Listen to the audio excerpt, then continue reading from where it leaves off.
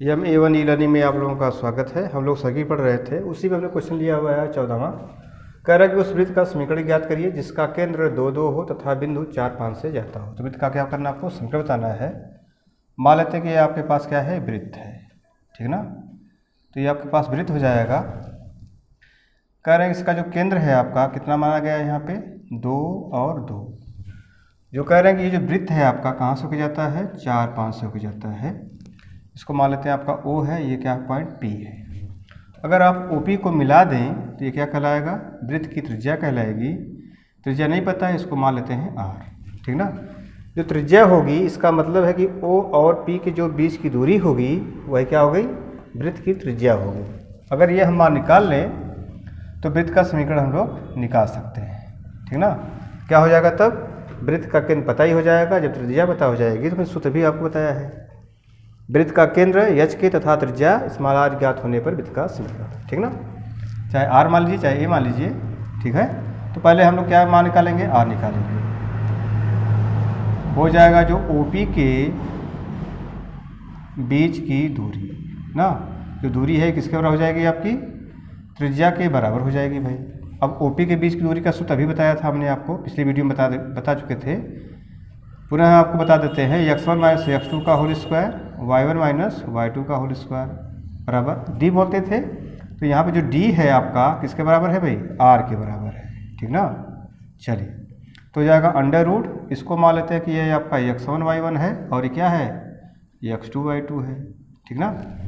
क्या हो जाएगा भाई, x1 का मान आपके पास हो जाएगा 2, x2 का मान 4 होल स्क्वायर, y1 का मान कितना है 2, y2 का मान कितना हमारे पास 5 और d का मान हमने क्या मान लिया यहाँ पे, r।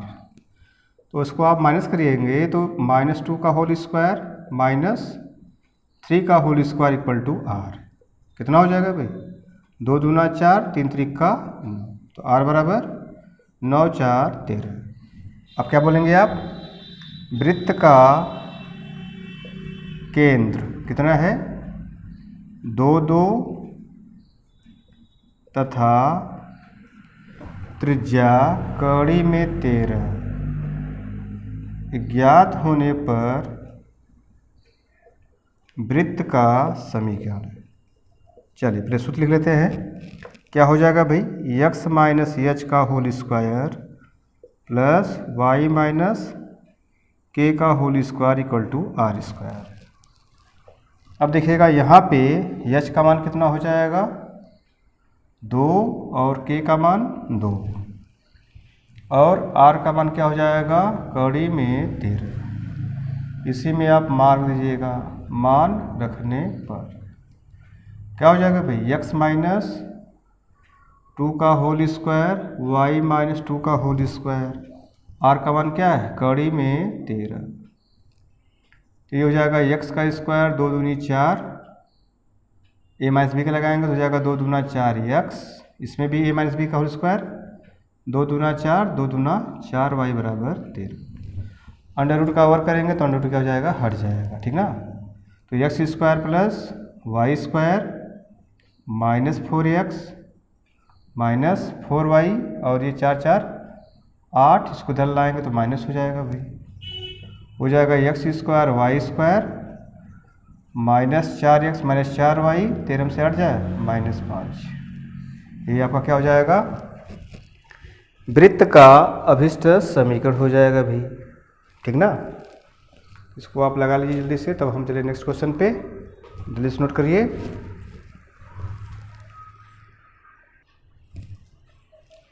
देखिए अगला क्वेश्चन है यहाँ पे, क्या बिंदु -2.5 3.5 वृत्त x square plus y square बराबर 25 के अंदर चाहे बाहर या वृत्त पर स्थित है। ये आपसे पूछा जा रहा है क्वेश्चन में। कैसे करेंगे देखिएगा इसको। वृत्त का आपके पास समीकरण क्या है, x square plus y square बराबर 25, ठीक है। पूछ रहा कि ये जो बिंदु है ये वृत्त में किधर स्थित होगा, चाहे इसके अंदर होगा कि बाहर होगा कि वृत्त के परिधि पर स्थित होगा। तो कैसे करेंगे, जैसे आप ये लिखा है स्टैंडर्ड समीकरण, फिर ये भी है। अगर इसको जो हम लोगों ने पढ़ा है कि वृत्त का केंद्र अगर यच के पता रहता है तथा त्रिज्या ए पता रहती है, उस दशा में वृत्त का समीकरण क्या बताया था, एक्स माइनस एच का whole square plus y minus k का whole square equal to a square. तो यहाँ पे जैसे मान लीजिए इसको हम ऐसे भी लिख सकते हैं भाई, एक्स माइनस जीरो का whole square plus y minus zero का होल स्क्वायर इक्वल टू 25। तो इस दशा में आपका क्या हो जाएगा, जो वृत्त का केंद्र है ये क्या हो जाएगा, 0 0। कैसे, एक्स माइनस एच का whole square plus y minus k का होल स्क्वायर बराबर ए स्क्वायर से तुलना करने पर, ठीक ना। कन्फ्यूजन मत रहिएगा, कभी कभी हम ए लिख देते हैं, कभी कभी आर लिख देते हैं, उससे कोई समस्या नहीं। फिलहाल तुलना कर देंगे आप, तो तुलना करेंगे तो क्या हो जाएगा, ए का मान आपका हो जाएगा ए स्क्वायर बराबर 25, तो ए बराबर 5। अब इसे वृत्त का जो केंद्र है, अगर केंद्र और इनके बीच की दूरी का जो अभी आपको बिंदु दिया जाए उसके बीच की आप दूरी निकालें। अगर यह दूरी त्रिज्या से अगर कम आती है तो वृत्त के अंदर, अगर त्रिज्या से ज़्यादा आएगी दूरी तो वृत्त के बाहर, अगर त्रिज्या के बराबर आएगी तो वृत्त के परिधि पर आप स्थित होंगे, ठीक है ना। तीनों स्थितियाँ ये हो जाएगी इसकी। तो पहले हम काम क्या करेंगे, 0 0 इसके बीच की दूरी निकाल लेंगे भाई, है ना।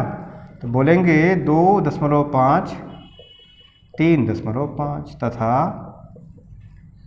0 0 के बीच की दूरी डी बराबर क्या हो जाएगा, √x1 माइनस x2 का whole square plus y1 minus y2 का होल स्क्वायर। x1 का मान क्या है, 2.5 माइनस 0 का होल स्क्वायर, y1 का मान हो जाएगा भाई 3.5 माइनस 0 का होल स्क्वायर। घटाएंगे तो यही आ जाएगा 2.5 का होल स्क्वायर प्लस 3.5 का होल स्क्वायर। ये जो पॉइंट है आपका ये x1 y1 माना हमने है, और ये पॉइंट क्या है, ये x2 और y2 है, ठीक ना। अब 25 का जब आप वर्ग करिएगा तो 625 होता है, 2 अंक के बाद शून्य लगाएंगे तो 6.25, और माइनस का वर्ग करेंगे तो क्या हो जाएगा प्लस, और 3.5 का जब आप इस होल स्क्वायर करते हैं तो 1225 आता है, ठीक है। कितना जाएगा, 1225। तो ये हो जाएगा आपका 1225, 2 अंक के बाद आप पॉइंट लगा देंगे तो इसका मान निकालिएगा, कितना हो जाएगा, 5 5 10, 2 2 4 1 5 और 12 6 18, 5 5 10 भाई 2 2 4 1 5 12 6 18, ठीक ना। अब जैसे इसका वर्गमूल निकालना है तो अब वो भी आपको आना चाहिए, सबसे बड़ी समस्या ये भी है। तो जैसे देख लीजिए, नहीं अगर आता है तो 18.50 पेड़ यहाँ से बनाते हैं आप हैं, 4 चौक के 16 है ना, 2 हो जाएगा भाई, 4 लाख इसमें जोड़ देते हैं, 4 4 8, दशमलव लगाएंगे तो एक जोड़ा उतार लेते हैं आप, है ठीक ना। अब कै बार जाएगा, लगभग 2 अट्ठे 16, 3 त्रिक 9, 3 अट्ठे 24, 3 बार जा सकता है, 3 त्रिक 9, 3 अट्ठे 24, ठीक है, 1 हो जाएगा। इसका मतलब इसका मान कितना आ जाएगा आपका, 4.3। अब आप ही बताइए 4.3 है, यह जो त्रिज्या आपकी 5 है, इससे छोटा है कि बड़ा है, तो आप कहेंगे इससे क्या है, छोटा है। तो बोलेंगे अतः 4.3 है, ये क्या है, छोटा है किससे, 5 से, यानी त्रिज्या से। तो इसका मतलब हो जाएगा, इसलिए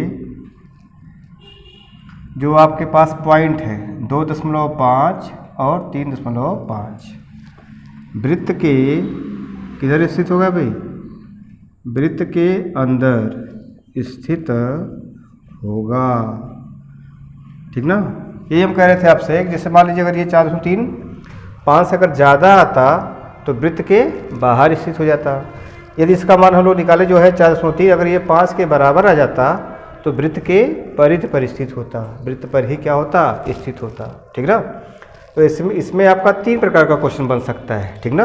इस प्रकार से उसको भी आप इसी प्रकार से लगाएंगे। आशा करते हैं कि आपको समझ में आया होगा। तो फिर मिलते हैं नेक्स्ट वीडियो में, धन्यवाद।